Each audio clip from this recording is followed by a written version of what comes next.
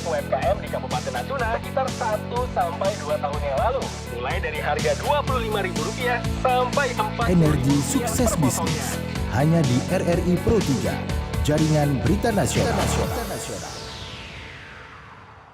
Dan seperti biasa dalam Xbis atau Energi Sukses Bisnis, saya tidak sendiri. Ada co-host yang seperti biasa menemani kita. Ada Coach Margeti Herwin. Coach Geti, selamat malam.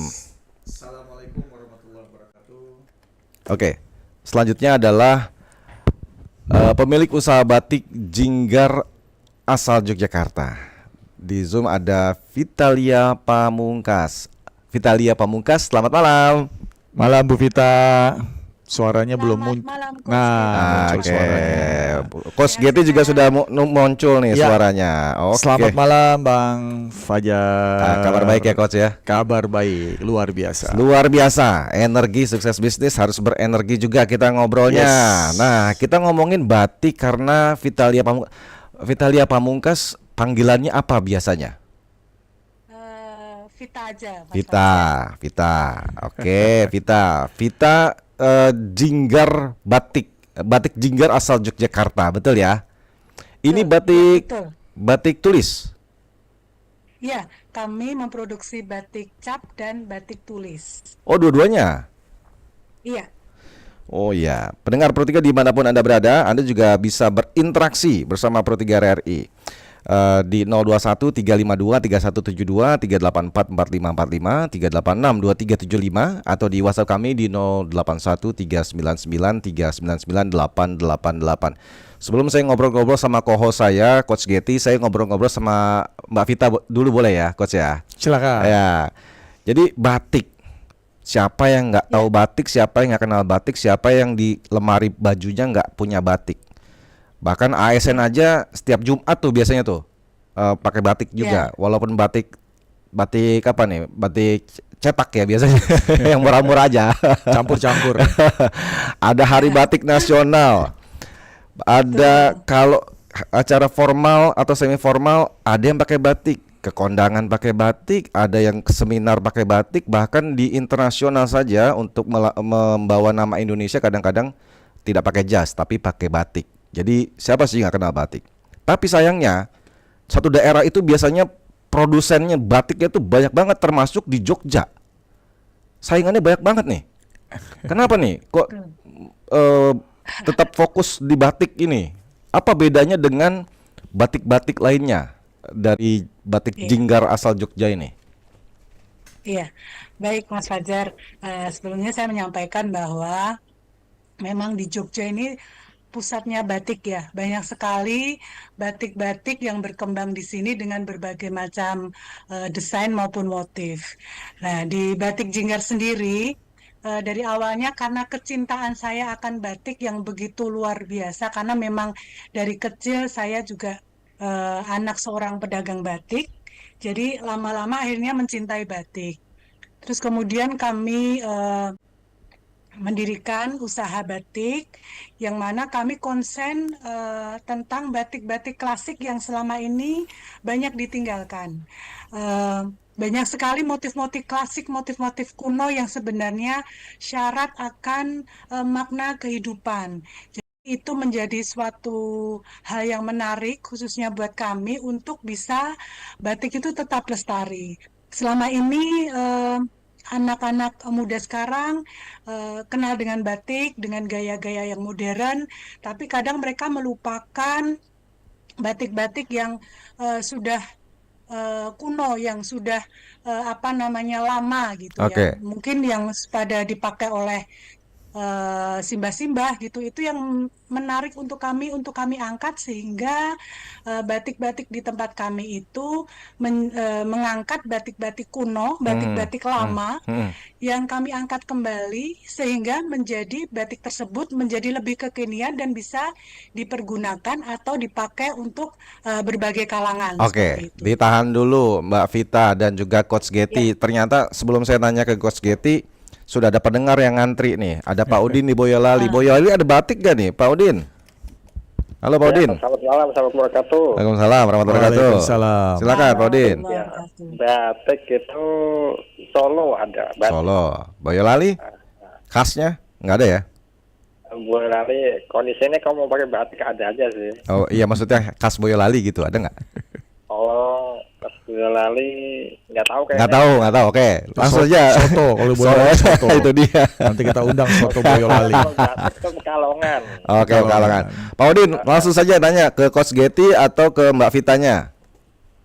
Kan dua-duanya. Oke. Kalau berkebun pisang atau bertani jagung itu apakah itu termasuk bisnis? Apakah yang dimaksud bisnis itu hanya usaha batik saja gitu?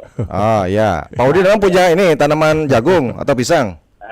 Iya. Oh ya. Oh ini menarik nih. Nanti Iya. berarti pertanyaan itu untuk khusus Coach Getty. Baik. Iya. Untuk ke Mbak Vitanya ada? Udah gitu dulu. Oke. Sebentar usahanya. Oke, baik Pak Udin, makasih. Saya punya tanaman pisang nih. Iya. Cara agar naik kelasnya gimana Coach gitu ya? Iya, jadi Pak Udin harusnya masuknya minggu lalu gitu, karena yang minggu lalu saya undang adalah pengusaha makanan ringan, snack keripik pisang. Oh iya, ya, sama saya juga. Iya, Banabi gitu ya. Iya. Jadi itu juga bisnis Pak, punya kebun pisang. Tapi kalau Bapak jual pisang aja, ya pisang utuh gitu ya. Artinya kita berdagang Penjual, itu hanya buah pisang, penjual aja. penjual. Tapi kalau kita mau ningkatin gitu ya, biar dia bernilai jual, ya mungkin kita bikin keripik, kita Selai pisang. Ya, selai pisang itu diolah menjadi makanan olahan, dan itu mungkin harganya jadi lebih mahal dibanding hanya menjual pisang gitu ya, buah pisang. Jadi itu bisnis Pak Udin ya. Tambah lagi dia punya sumber dayanya nih, punya bahan bakunya Benar, gitu punya ya. bahan bakunya. Iya. Dan mungkin perlu belajar keahlian untuk bagaimana memproses pisang yang tadi, buah pisang ini menjadi makanan ringan, snack, selai, atau makanan kue ya, cookies pisang ya, mungkin. Atau ada ini Macam-macam. apa Ya, namanya, ada cake oleh-oleh pisang. khas Iya. Boyolali. Iya, Itu bisa banget Bang Fajar. Iya. Jadi mungkin punya resep dari neneknya Pak Udin tuh tentang bikin selai pisang yang enak. Nah, itu yang nggak punya orang lain, itu jadi nilai jual juga bisa Yes, tuh Pak Udin. bisa. Asal tidak pisangnya aja dijual. Kalau itu Iya. hanya sebagai penjual aja. Oke, kita ngomongin batik. Ngomong-ngomong Pak Coach Getty juga pakai batik nih. Saya baru ngeh nih. Yes. Saya ke Buria dulu itu, Bet. Selamat malam, Buria. Nya Pak Udin tuh. Ya, Buria. Silakan Buria. Dimatikan dulu volume radionya biar nggak feedback suara saya. Halo Buria. Halo, selamat malam. Malam. Malam Buria. Silakan Buria. Hai, selamat malam Coach Getty. Selamat tahun Mantap baru. nih, semangat. Oh, selamat tahun baru Buria juga. Pak Ya. Getty yang ganteng, Bang Fajar ganteng dengan Ibu. Siapa Bu Vita, Bu Vita. Bu Vita. Bu Vita. Panggilan Ibu Vitalia ini Ya. Pamungkas. Iya, Ibu. Cantik, weh. Salam kenal Bu, selamat tahun baru ya Bu ya. Semangat Ya, tahun baru. silakan Buria, ada yang tanyain. Ini Baru, saya Ibu. batik-batik banyak ini Ibu. Saya batik-batik lagi punya fans-fans pendengar. Presenternya batik Papua. Oh, batik Papua. Batik.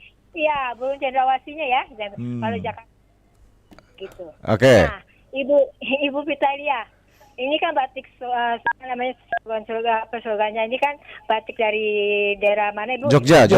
Nah, ya Jogja. batik itu kadang-kadang Jogja, gelap, Ibu. ya, kadang-kadang apa? Iya, Jogja. Ya, silakan, Kadang-kadang Buria. coklat, ya, kan gelap-gelap ya batiknya, nggak terang-terang gitu kayak batiknya Papua, terang, merah, kuning. Oh, warna Ini dasarnya. Oke. Karena dasar-dasar warnanya itu kebanyakan coklat. Gitu. Iya, iya. Oke, baik. Sekarang ini ada nggak batik yang Ibu yang terbarunya? Oke, terbarunya ada nggak tuh? Oke, baik. Terima kasih.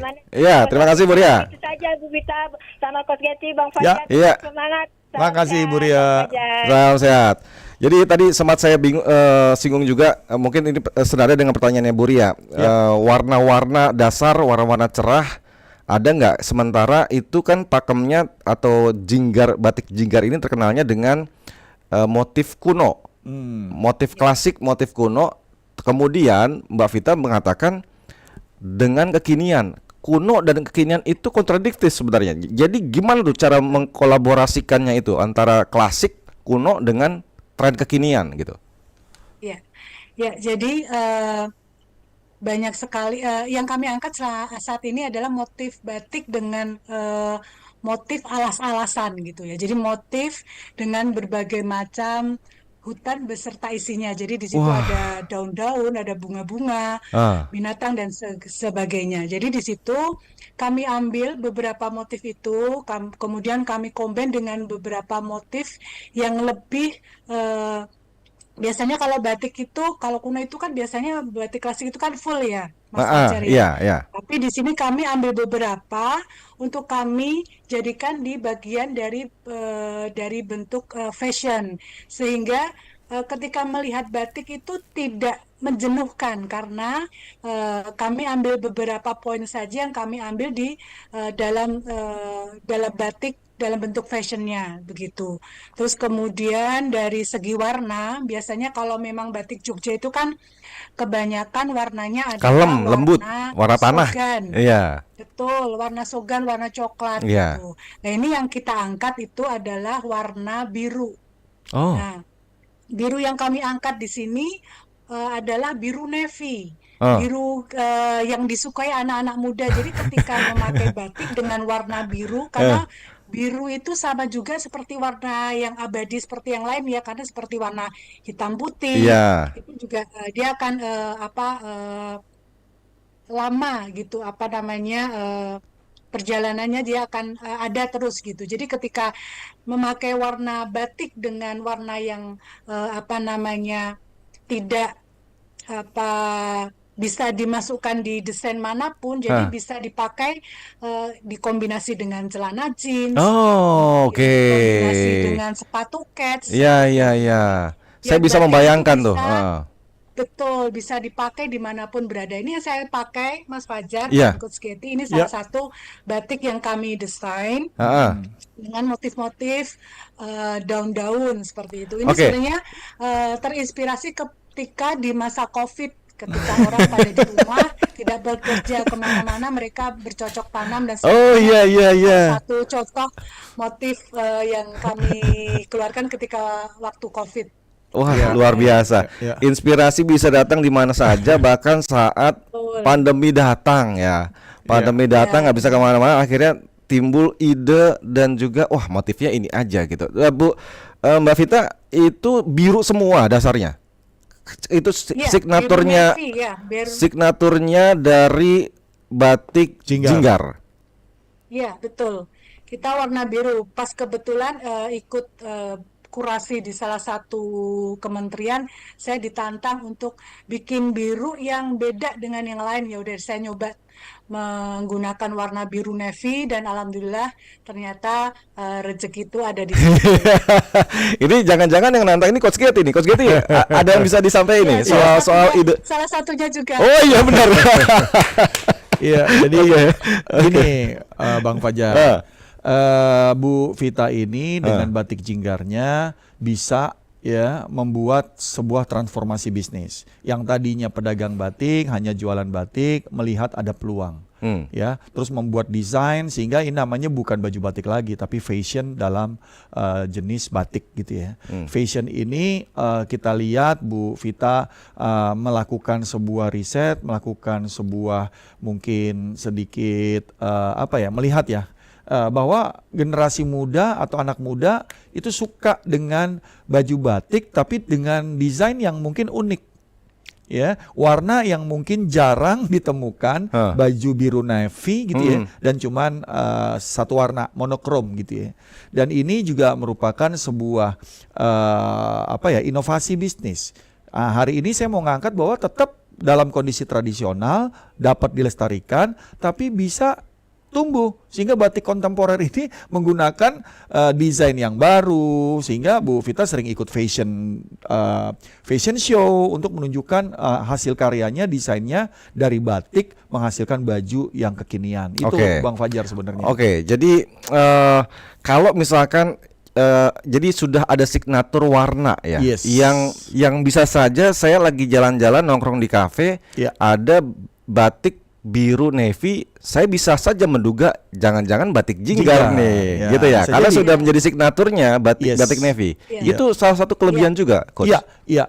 Monokrom gitu. Iya, di acara Exbis ini saya udah undang puluhan pengusaha UKM batik dan beberapa yang kita undang ini beda semua, nggak ada yang sama.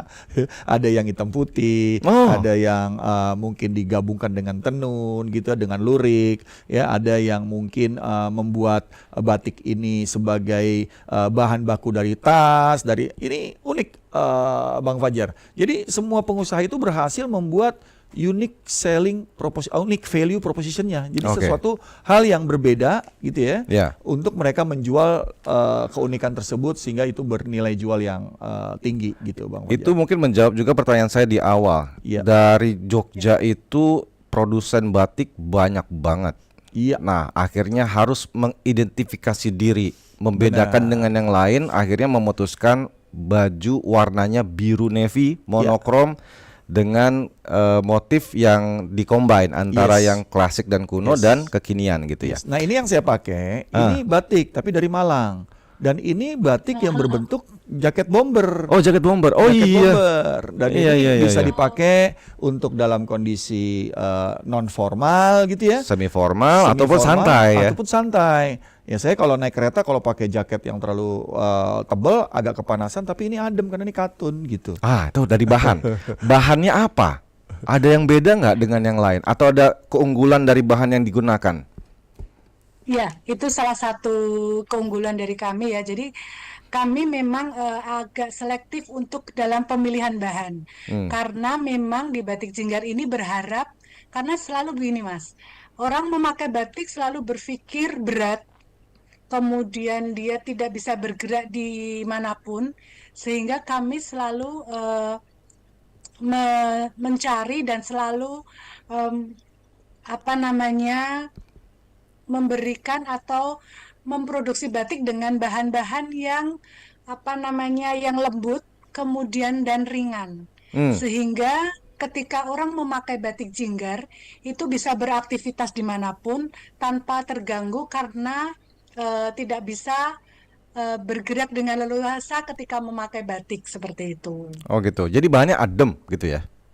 Iya, ya kami banyak menggunakan sifon katun. Sifon katun. Kemudian rayon, kemudian viskos. Jadi kami memakai bahan-bahan yang nyaman dipakai, tetapi tetap ringan dipergunakan begitu. Ya, jadi dalam kondisi tertentu kan kadang-kadang kita nggak punya kendaraan pribadi, menggunakan transportasi publik ya, di KRL, di Transjakarta dan sebagainya, penuh sesak, tapi dengan batik ini ya adem-adem aja gitu ya, nggak. Iya, gitu. Oke, baik. Gitu. Ada pendengar, saya terima Bu Dinda di Bogor. Bu Dinda, selamat malam. Ya, selamat malam kembali Bung Fajar. Ya. Halo Bu Dinda. Halo Bu Dinda, selamat malam. Selamat malam Ibu Vita atau Mbak Vita aja. Mbak Vita aja. Karena saya lihat di Zoom itu masih muda, jadi saya kurang agak segan manggil Bu gitu ya. Alhamdulillah. Ya, boleh Bu. Alhamdulillah Coach. Baik kabar Coach. Kabar baik Bu. Ya, silakan Bu Dinda, langsung ke Coach Getty. Yang Coach Getty pakai itu batik brandnya Mbak Vita bukan ya? Bukan. Karena saya tahu bukan karena warnanya bukan blue navy. Bu Vita saya minta bikinin untuk saya. Siap. Besok Inakraf launching yang seperti itu. Mantap. Apa ada lagi yang ditanyain Bu Dinda? Untuk Coach Getty, iya. Ya. Mbak Vita.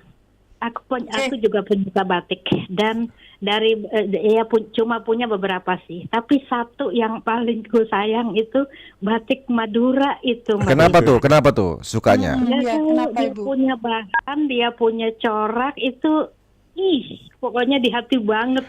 Bahannya apa ya? Bahannya apa nih Bu Dinda? Bahannya apa? Bahannya katun. Oh, katun. Oke. Adem berarti ya kalau katun mah ya. Oke. Sampai bawa terus. Selain itu juga punya batik biasa ya, sepertinya Mbak tadi. Batik cetak, bukan batik tulis. Mbak Vita tadi sepertinya coraknya itu corak mbah-mbah gitu ya. Nah, tapi ada itu tadi saya sebut bahwa dikombin dengan yang kekinian. Gitu. Nah, kalau yang satu ini bentuknya span Mbak Vita, bentuknya span tapi depannya diuron. Oke, baik. Kesannya biron seperti kita pakai kain kebaya, dengan kain kebaya gitu, Mbak. Ini. Oke, baik. Yang untuk yang Iya. batik Madura ini mau dibuat seperti itu modelnya, takut salah. Oh iya, soalnya ada motifnya. Tapi kalau Iya. batiknya Jinggar kayaknya nggak apa-apa ya, karena tidak murni motif klasik ya, Mbak Vita ya. Maksudnya gini, Bung Iya, Fajar. betul. Maksudnya Kalau di gini, Bung batik Fajar, Jinggar, Ibu maksudnya. Dina, kami sudah pola. Jadi ketika motong baju Hah? itu tidak memotong motif. Oh gitu. Sehingga iya, takutnya jadi ketika terpotong motifnya itu dijadikan ada. baju itu Oh, menjadi satu kain batik kesatuan sekarang motif udah ada seperti polanya. itu. Oh gitu. Iya, Oke, oke. Depan Iya. untuk belakang. Oke, gitu. Bu Dita ada lagi yang mau tanyain? Betul. Kita berbagi dengan yang lain. Coach Geti. Oke. Coach Geti, itu masalahnya dan Mbak Vita. Ya. Jadi mau dibuat seperti yang model yang sudah ada, yang yang batik Madura ini takut salah. Ah, Jadi daripada nanti motifnya hilang itu jadi kalau mau pakai yang batik Madura ini jadi cuma dililit aja gitu. dililit aja. Daripada nanti diomelin ketemu sama orang Madura ya, Bu Dina ya. Oke, baik Bu Dina, makasih. Jadi sudah dipola. Dipola. Kainnya. Iya. Ya, jadi untuk menghindari keresahan Bu Dinda dengan mungkin pendengar-pendengar lainnya.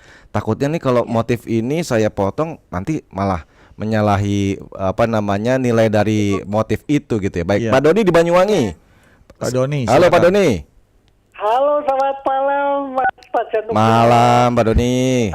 Salam sehat, salam apa ya Mas, ya, salam kangen. Salam kangen. Oh, sama-sama Pak Doni. Silakan. Kati, selamat malam, Coach. Malam Pak Doni. Sehat ya, Coach ya. Sehat Pak, alhamdulillah. Aku mau tanya sama Coach Kati ya. Yes. Pakai jaket yang pakai batik itu desain sendiri, beli sendiri atau langsung jadi ya, Coach? Atau jadi atau nitip ini ya, nitip polanya nih. Bikinin dong ya gini gitu ya. Oke, ada lagi Pak Doni ke Mbak Vita. Tapi tanya gini, sekarang kan batik itu sudah mulai mendunia dan sudah disukai kalangan muda juga, kalangan milenial pun, kalangan Gen Z juga mulai suka. Iya. Bagaimana Mbak Vitanya untuk menyiasati zaman sekarang? Soalnya saya sendiri walaupun saya usianya sudah tergolong agak sedikit banyak itu, Agak sedikit banyak. Ya. Pakaian saya itu maunya itu juga masih kekinian. Oh, masih kekinian. Oke, baik. Desain-desainnya sih Iya. nggak mau yang coraknya itu sangat tua. Oke. Baik. Misal pesennya ke Mbak Vita itu harganya berapa? Ini dia nih bocorannya. Baik, Pak Doni, makasih.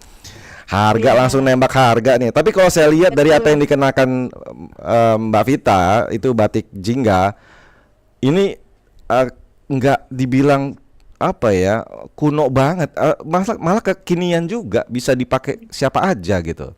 Nah, mungkin bisa dijawab dulu nih dari Bu Dinda. Tadi sudah jawab ya, sudah ada polanya. Pak iya. Doni gimana nih pertanyaan dari Pak Doni?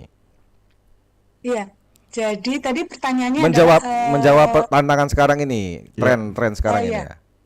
Tren sekarang ya. Jadi memang tren sekarang ini banyak sekali desain-desain yang memang dia banyak yang long lasting ya. Jadi banyak di tempat kami pun juga batik yang kami desain itu ada yang unisex, jadi bisa untuk laki-laki dan perempuan. Oke. Dan kemudian juga dari desainnya sendiri kami tulus, jadi tanpa ada ukuran. Jadi kita bikin yang all size sehingga orang yang gemuk maupun kurus bisa pakai. Seperti itu. Oke.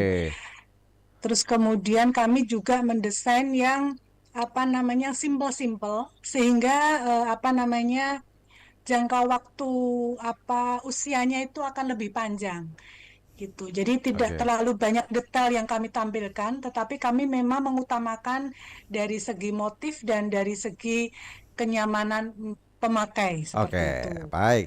Pak Doni yang walaupun usianya banyak katanya ya, padahal bisa bilang aja senior gitu ya, Pak Doni ya. Tapi kalau ini desainnya yang bikin Coach Geti lalu minta dibuatin atau udah jadi bisa langsung dibeli? Ya, jadi batik Malang ini ya dibuat di Malang dan ini adalah salah satu batik yang punya ini orang Timor Leste gitu ya. Oke. Dia nggak ngerti batik tapi dia membantu pengrajin batik di Malang yang sudah nggak punya kerjaan karena sudah sedikit yang memesan batik gitu ya, dan udah mau bangkrut. Dan dia membuat sebuah ide gimana kalau dibikin batik, dibikin jaket bomber dengan bahan batik. Dan ini sama tadi seperti yang Bu Vita bilang. Pengrajin batik yang membuat batik ini sudah mempola. Jadi pada saat dipotong, tukang jahitnya juga gampang karena potongnya sudah ikutin pola aja. Oh gitu. Jadi bukan jenis batik yang memang dibuat kain ya besar dengan itu ya? pola yang rapi, sehingga tukang batik yang memang benar-benar bikin batik mereka bisa motong dengan benar karena dia memang penjahit yang sudah profesional. Tapi sekarang ini semua pembatik, semua penjahit juga sudah ngerti karena sudah dikasih pola. Ini untuk tangan, ini untuk depan, ini untuk belakang, dan pasti ketemu. Karena memang si pembuat batiknya itu sudah mendesain dengan pola untuk baju gitu ya. Dan sekarang kalau kita beli di manapun kain batik gitu ya, nanti ada Inacraft. Nah di Inacraft itu banyak ratusan kali penjual batik dari beberapa daerah, dari Cirebon, dari Pekalongan, dari Solo, termasuk dari Jogja nih. Yes, dari beberapa daerah. Itu mereka jual batik dengan corak yang bermacam-macam dan udah ada potongan polanya, jadi nggak usah khawatir. Kalau dulu orang beli batik tulis karena mahal, sayang ya tadi seperti Bu Dinda nggak berani dijahit, dililit-lilit aja karena memang mahal. Batik tulisnya mahal dan tidak dijahit, cuma dililit-lilit, dibentuk gitu ya. Dan seperti itu Bang Doni. Fajar. Doni, jadi Pak Doni. Pertanyaan ini menarik soal membaca pangsa pasar, target pasar kita. Batik itu identik dengan klasik lah, kalau tidak bisa dibilang kuno, klasik dan mahal. Biasanya itu hanya terbatas ke acara-acara tertentu. Apa yang dilakukan Mbak Vita ini itu sudah tepat? Atau hanya sekedar memperluas aja nih range market yang paling besar apa, targetnya ke situ atau gimana nih? Jadi dengan banyaknya informasi, dengan sekarang konten kreator pembatik ini udah jago bikin konten kreator, orang beli batik sudah ngerti. Ini pola untuk ini gitu ya. Ada artinya. Dulu kita beli batik beli aja, bagus nih warnanya, beli gitu. Tapi sekarang ternyata ada maknanya, ada artinya, dan pakai batik itu orang sekarang yang beli itu udah paham. Jadi tidak sekedar beli gitu. Dan dia kalau ngelihat ini bagus ya. Dan para pembatik sekarang, penjual atau pendesain itu mengedukasi pasar dari konten yang dia buat di video, di IG, di TikTok. Jadi pembeli kita udah mulai ngerti gitu, teredukasi dengan adanya batik. Kenapa harganya mahal? Ya pakai tulis. Dan gitu. itu lama banget. Benar. Mbak Vita tadi sebut bahwa ini dikombin antara batik tulis dan batik cetak. Itu prosesnya gimana tuh? Batik tulis kan saya lihat di Instagram, di YouTube itu kan memang tulis. Tapi kalau ketika sudah ditulis langsung dicap, itu gimana tuh prosesnya? Apa enggak jadi ketiban prosesnya, tuh? Prosesnya kami pola dulu, terus kemudian kami canting dulu. Setelah kami proses canting selesai, bagian-bagian yang nanti biasanya untuk bagian kerah, bagian tumpal atau bagian saku itu yang kami biasanya cap. Di bagian-bagian tertentu saja. Bagian tertentu aja. Jadi nanti akhirnya batik yang klasik kuno itu jadi muncul ada seni ada kekhasan, umpama mungkin klasik ya, terus kemudian ada garis-garisnya atau ada polkadotnya, ada kotak-kotaknya. Jadi akhirnya muncul menjadi lebih kekinian lagi seperti itu. Saya tahu proses mencanting batik tulis itu dari sosial media, dari Instagram, dari YouTube dan lain sebagainya. Itu musuhnya adalah musim hujan. Nah sekarang musim hujan nih, ini gimana nih Mbak Vita? Kalau di tempat kami alhamdulillah untuk musim hujan ini tidak berpengaruh Mas Fajar, karena kami menggunakan pengering batik tenaga surya. Jadi kami menggunakan solar drone yang kami dapat ketika kami ikut kurasi Kemenperin untuk mendapatkan. Kami salah satu pemenang Startup for Industry tahun 2023, kami mendapatkan pengering batik tenaga surya, sehingga menjadi lebih hemat tenaga dan hemat biaya. Saya tepuk tangan, saya standing applause. Luar biasa. Saya juga baru tahu ada pengering Solar. Bentuk. Drum, iya. Oh iya, Iya, gitu betul. ya. Jadi mau musim Iya, ada. apapun, musim hujan Iya. sekalipun tetap berproduksi. Iya, betul. Karena pengeringnya itu ada domnya. Jadi itu apa namanya, ketika hujan tidak kena hujan, tetapi ketika hujan tetap dia kering karena dalam dom itu stabil panas terus. Wah, Seperti itu. keren. Jadi ternyata inovasi tidak hanya di pertanian ya, sudah Yes. ada drone untuk pupuk dan juga memantau hama dan lain sebagainya. Ternyata di batik juga ada drone-nya. Saya baru tahu tuh. Nih Coach Getty, ini Ya. inovasi, Ya. tapi sayangnya mungkin tidak semua karena Ya. kebetulan Mbak Vita pemenangnya nih ketika tahun berapa Mbak Vita? 2023. 2023. 2023. Nah, Ya. ini sebagai bentuk apresiasi dan juga terus berkembang ya. Ya. Tapi di tengah persaingan ini gimana caranya agar kita tetap eksis? Iya. UKM yang mau belajar seperti Bu Vita. Jadi Bu Vita ini saya dampingi 2023 ya Bu ya. Saya lupa. Iya, betul. Saking banyaknya saya dampingin. 2023. Oke. Iya, jadi mereka terus mau belajar, terus mau tumbuh ya. Mereka mengikuti program-program bantuan pemerintah karena itu pemerintah membuat sebuah program yang membantu UKM yang memang tumbuh, berkembang gitu ya. Dan mereka juga komit gitu ya untuk tadi dikurasi terus dapat bantuan. Jadi banyak UKM-UKM yang saya dampingi hampir banyak yang menjadi juara. Ada juara di kementerian ini, di kementerian ini, dan mereka saat ini masih terus belajar dan juga masih sering ketemu saya karena saya setiap ada Inakraf pasti datang, setiap ada bazar apa, saya ketemu banyak binaan-binaan saya. Kadang-kadang saya datang ke sebuah pameran, loh ini banyak yang kenal saya karena mereka pernah didampingi dan alhamdulillah mereka sudah ada yang bisa ekspor, sudah ada yang bisa masuk ke galeri gitu ya, jualannya di Sarinah gitu. Itu banyak banget. Saya pernah ke Sarinah dan itu ada pameran batik juga di sana dan luar biasa semua. Tapi saya kalau batik Jinggar ini udah kemana aja nih jalan-jalannya nih? Batik Jinggar. Ya, kami kalau di Indonesia kami sudah di seluruh Indonesia kami sudah pernah. Terus kemudian kalau di luar negeri kami sudah ada di Malaysia, kemudian di Singapura. Brunei kami juga sudah pernah gitu. Oh, oke. Jadi sudah. Saya kaget juga nih. Saya pikir hanya di Indonesia aja atau minimal di sekitaran Jawa Tengah gitu ya. Tapi ternyata sudah hampir ada di seluruh Indonesia dan sudah jalan-jalan ke luar negeri. Nasional. Produknya sudah sampai ke kawasan Asia Tenggara aja nih Mas ini, atau ada di luar Asia Tenggara ada?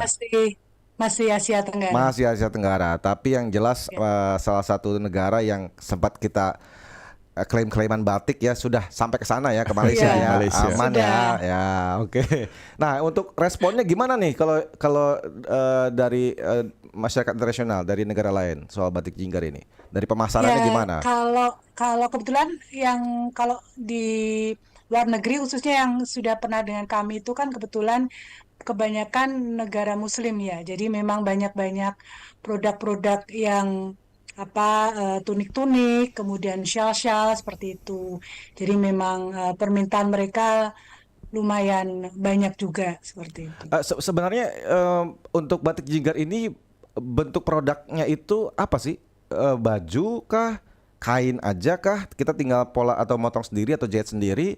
Atau ada shawlnya juga tadi sempat disebut Mbak Vita?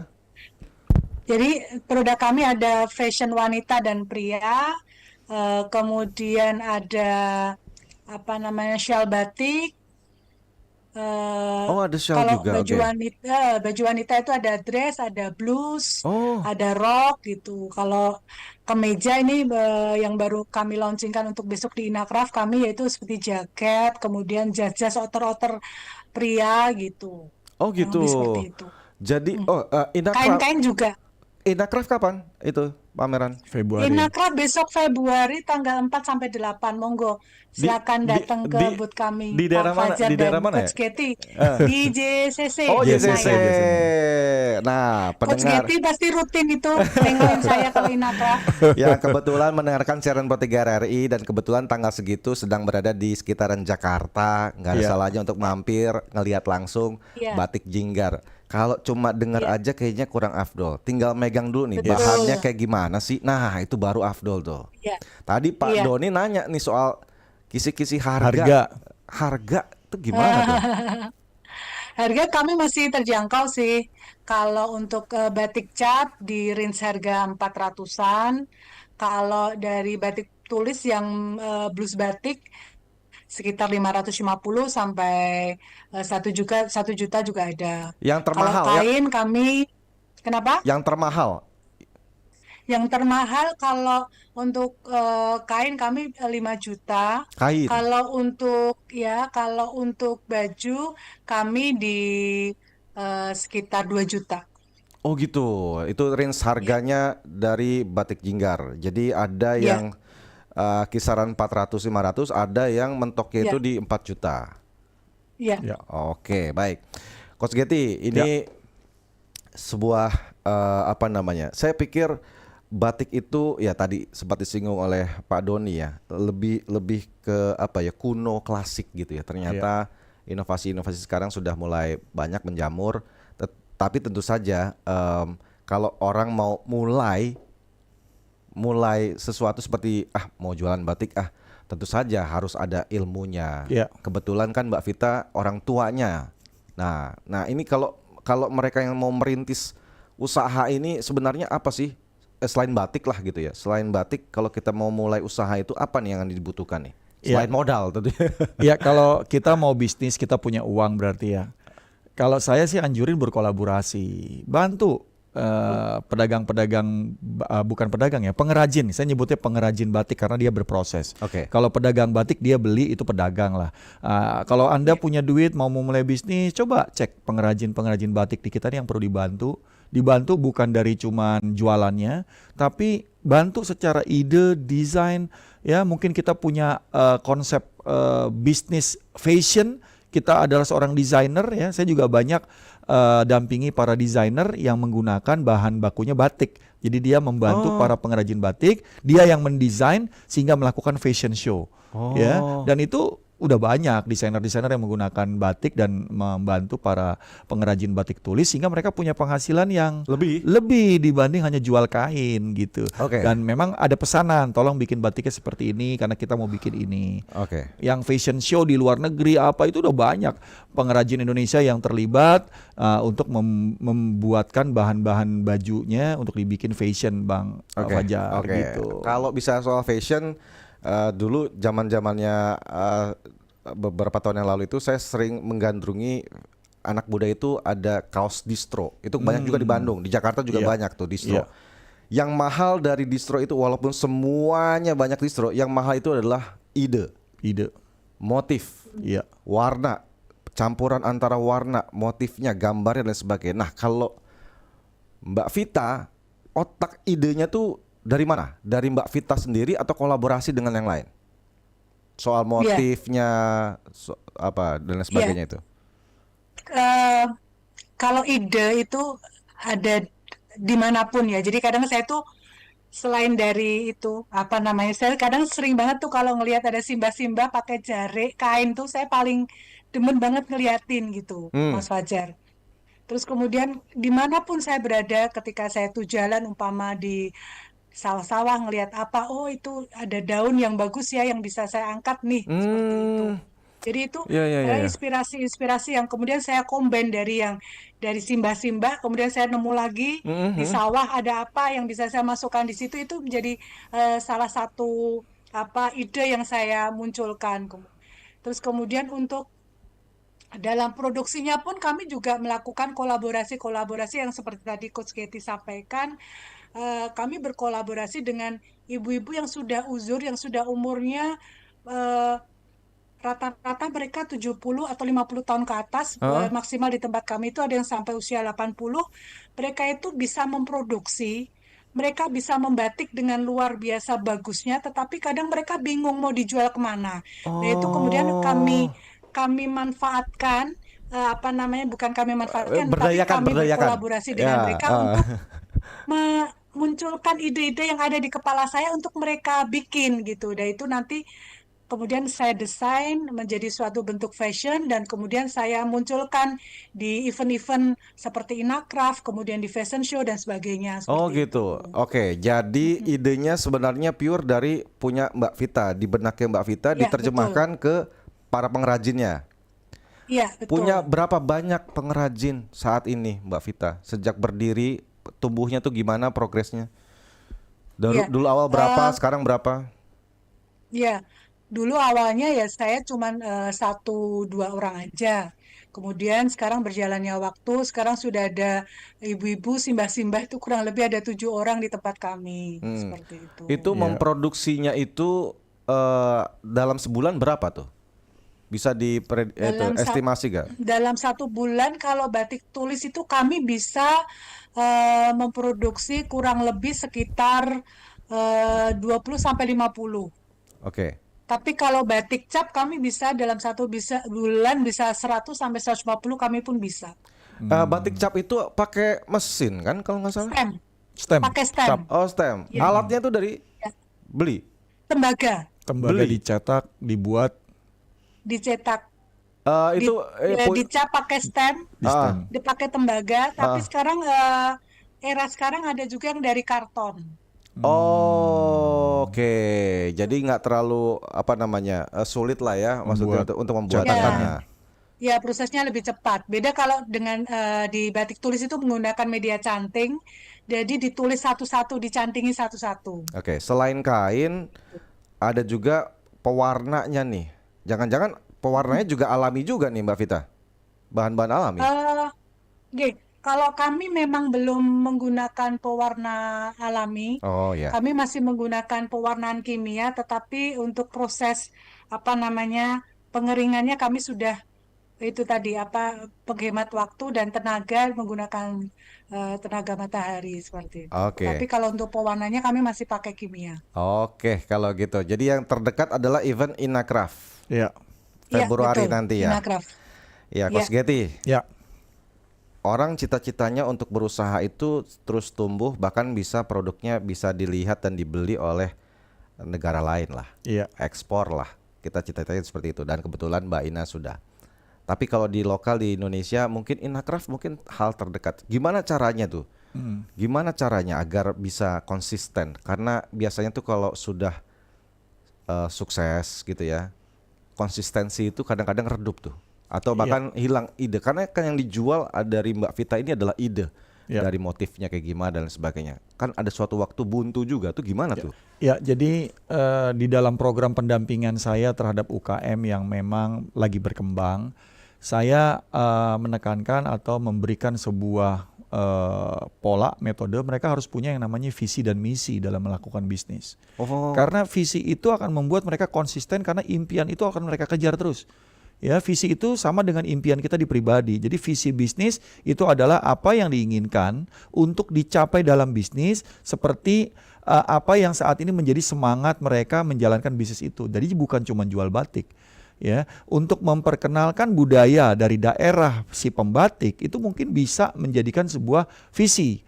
Nah, itu akhirnya kemana-mana tuh impactnya. Datang turis, datang pembeli dari Jakarta. Kalau saya belum ke Jogja, belum datang ke tempat pembatik ini, saya belum ke Jogja gitu ya. Dan sekarang banyak pengusaha-pengusaha muda ya di Jogja yang memang mereka sekolah batik. Jadi tamatannya memang sekolah batik. Ada universitas, ada sekolah seni khusus batik gitu. Karena batik itu kan sebuah proses. Ya, makanya kita namain batik. Padahal batik itu sebuah proses gitu ya. Bukan bajunya, batik itu prosesnya sehingga hasilnya itu dibilang baju batik. Padahal batik itu nama proses. Dan yang namanya cetak itu bukan batik nyebutnya kalau para pengrajin batik. Itu adalah baju bermotif batik. Itu beda dengan baju batik. Batik itu adalah proses. Batik itu proses, makanya mencantingnya dan sebagainya. Makanya itu ya. pengrajin-pengrajin batik ini adalah pengrajin yang pakai batik tulis dan batik cap. Itu dianggap sebagai pengrajin batik. Tapi kalau baju batik yang kita pakai dan itu dicetak, itu namanya baju bermotif batik, bukan baju batik. Oke. Oh, ini terputus ya Mbak Vita ya? Mbak Vita mungkin masuk lagi nih. Masuk lagi. Oke. Ya. Jadi visi dan misi. Saya pikir partai aja yang punya visi dan misi. Ternyata para pengusaha yang kalau kita mau berusaha berbisnis gitu ya, harus mempunyai visi dan misi, dan itu yang kita pegang supaya konsistensi tetap terjaga. Gitu. Karena akhirnya mereka membuat sebuah konsep asli dari mereka, dan itu mereka unik, sehingga mereka juga punya fans ya, loyal customer yang mencari selalu. Jadi kalau Inakraf nanya, batik ini ada di mana? Batik ini ada di mana? Wah, tuh mereka punya koleksi ya, dan beberapa UKM batik, bisnis batik yang saya dampingi itu mereka punya loyal customer masing-masing gitu. Ya, Mbak Vita, kan Pro 3 RRI kan siaran dari Sabang sampai Merauke nih. Dan biasanya untuk publikasi untuk promo-promo itu lebih mudah itu di media sosial. Nah, itu Batik Jinggar juga merambah media sosial juga. Iya, kami ada di Instagram dan juga di TikTok. Kemudian kami juga ada di Shopee dan di Tokopedia. Nah, itu punya dari dulu atau disuruh Coach Getty nih bikin? Ayo ngaku. Udah kami punya, tapi dengan mengikuti himbauan dari Coach Getty semakin tambah inovasi lagi.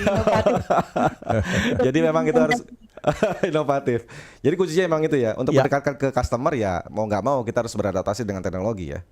Digital. Yang saya berikan adalah metodologi. Artinya kadang-kadang kita buat strategi asal feeling, insting, atau pesaing kita melakukan strategi. Tetapi teman-teman UKM yang saya dampingi, saya punya tools untuk mereka paham. Strategi saya begini karena saya memiliki data ini, dan juga melakukan dengan tools bisnis ini. Begitu, Bang Fajar. Riset juga termasuk. Ya, jadi bedanya itu. Coach Getty, terima kasih banyak. Terima kasih. Mbak Vita, sukses ya. Bu Vita, Bang Fajar. Ketemu nih buat Februari nih di Inakraf nih.